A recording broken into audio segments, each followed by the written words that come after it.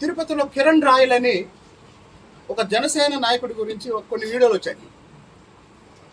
ఆ తర్వాత సోదరుడు రైల్వే కోడ్ ఎమ్మెల్యే అరవ శ్రీధర్ గురించి కొన్ని వీడియోలు వచ్చాయి. రీసెంట్గా పెద్ద ఆయన బిఆర్ నాయుడు గురించి కొన్ని వీడియోలు వచ్చాయి. అట్లాంటి వీడియో ఏదన్నా ఒక్కటి కొలిగిపూడి శ్రీనివాసరావు గురించి వస్తే ఈ పాటికి ఏమయ్యేది చెప్పండి? ఈ పాటికి ఏమయ్యేది? ఇరాను అమెరికా యుద్ధం పోయి ఇదే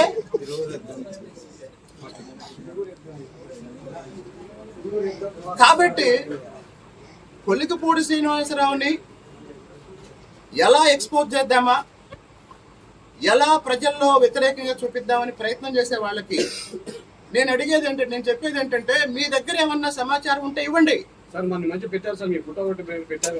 దానికి వెంటనే సమాధానం ఇచ్చా కదా. నా ఫోటో పెట్టి మార్ఫింగ్ చేసి ఫోటో ఇస్తే ఎవరైతే మార్ఫింగ్ చేశారో ఆయన ఫోటో పెట్టి నేను రిలీజ్ చేశాను.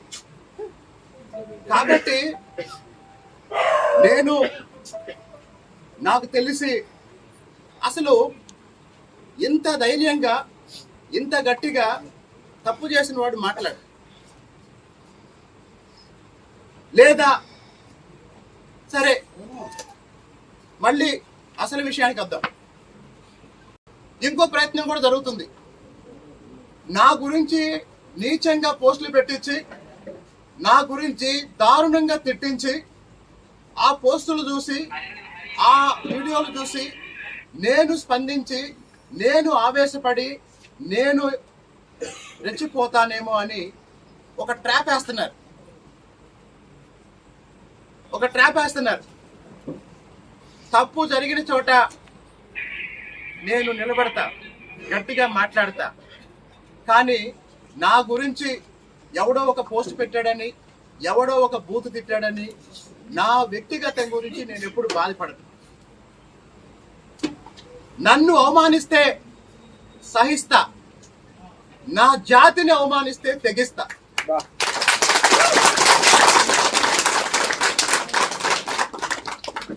కాబట్టి తిరువూరు నియోజకవర్గం ఎస్సీ రిజర్వ్డ్ నియోజకవర్గం కావచ్చు, కానీ ఎమ్మెల్యేగా గెలిచిన తర్వాత కుల మతాలకు అతీతంగా అన్ని కులాలకి సమాన న్యాయం చేస్తూ ఎక్కువ జనాభా ఉన్న వాళ్ళకి ఎక్కువ న్యాయం చేయాలని ప్రయత్నం చేస్తుంటే అది కొంతమందికి నచ్చట్లేదు.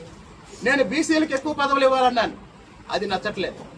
నేను ఎస్సీలకు ఎక్కువ పదవులు ఇవ్వాలన్నాను, అది నచ్చట్లేదు. నేను కాపులకి వైశ్యులకి సమానంగా కుర్చీలు వేయాలన్నాను, అది నచ్చట్లేదు. ఇవన్నీ పార్టీకి మేలు చేసే అంశాలు, చంద్రబాబు నాయుడు గారికి మేలు చేసే అంశాలు.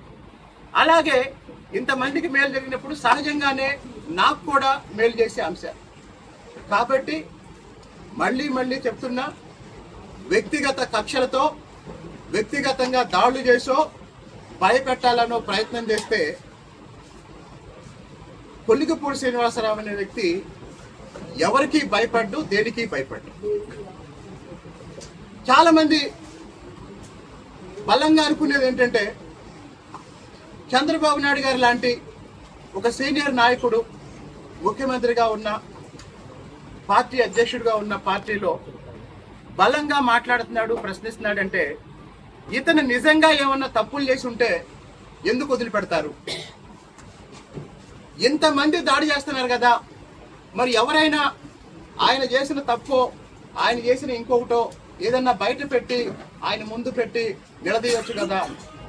కాబట్టి నేను మళ్ళీ చెప్తున్నాను, తిరువూరు ప్రజల సమగ్రాభివృద్ధి కోసం నేను వ్యక్తిగతంగా ఎలాంటి ప్రలోభాలకు లొంగకుండా పనిచేస్తాను, ఎలాంటి దాడులకి భయపడకుండా పనిచేస్తాను. అదే సమయంలో నాతో ఉన్న కార్యకర్తలకు అందరికీ చెప్పేది ఏంటంటే, దయచేసి ఈ రాజకీయ వాతావరణంలో వ్యక్తిగతంగా ఎవరు ఎవరిని ద్వేషించొద్దు. పార్టీలో మీకు నచ్చితే కలిసి పనిచేయండి, నచ్చకపోతే మౌనంగా ఎవరి పని వాళ్ళు చేసుకోండి తప్ప ఎవరో రెచ్చగొడితే గొడవలకు పాల్పడి కేసుల్లో ఇరుక్కొని మీ జీవితాలు పాడు చేసుకోవద్దు. మొన్న ఒక ఆయన అంటున్నాడంట 2 నెలలు జైల్లో ఉన్నా పర్వాలేదు, అటాక్ చేయాల్సిందే అని.